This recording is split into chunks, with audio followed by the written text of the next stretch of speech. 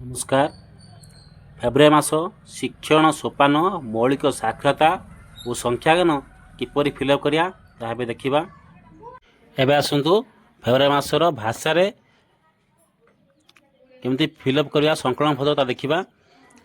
दक्षता दे देछि उपदेश देछि आपण आपण पिलांको दक्षता अनुसार चिन्हट करिवे कोन पिला स्टार चिन्ह रे कोन पिला प्लस चिन्ह रे कोन पिला त्रिभुज चिन्ह रे समते मिस करनेबे करने की एठी संकलन रे पिलांकर चिन्ह अनुसार गणिक लेखि नेबे। तापरे समीक्षा किपरि फिलअप करा ता आसन देखिबा।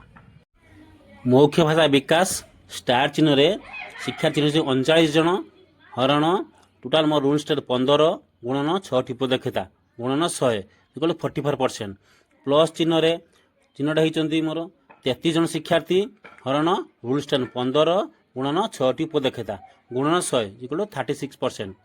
सेमती त्रिभुज चिन्ह रे लेखि नेबे 21 जन शिक्षा चिन्हटा होइचंती हरण मोर रूल स्टेट 15 गुणन 6 टी पदक्षता गुणन 100 इक्वल 20%।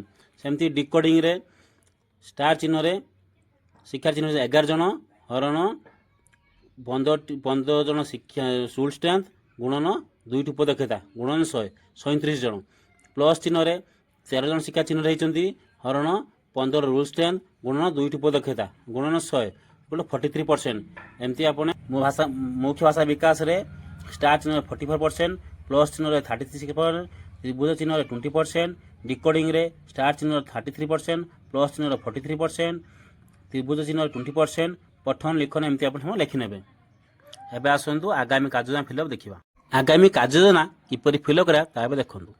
मौखिक भाषा विकास चित्र पोस्टर कविता पोस्टर छवि कार्ड गल्प कार्ड देई मौखिक भाषार विकास कराइबी। प्रसंग आधारित प्रश्न उत्तर निज भाषा रे कहिबाकू अधिक सुजोग सृष्टि कराइबी।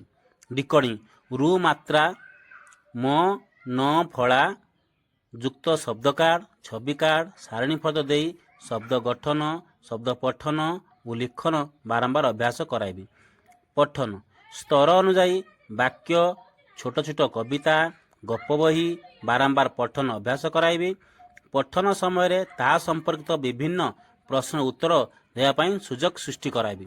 लिखन अक्षर मात्रा जोड़ी शब्द पठन गठन और लिखन अभ्यास कराइबी।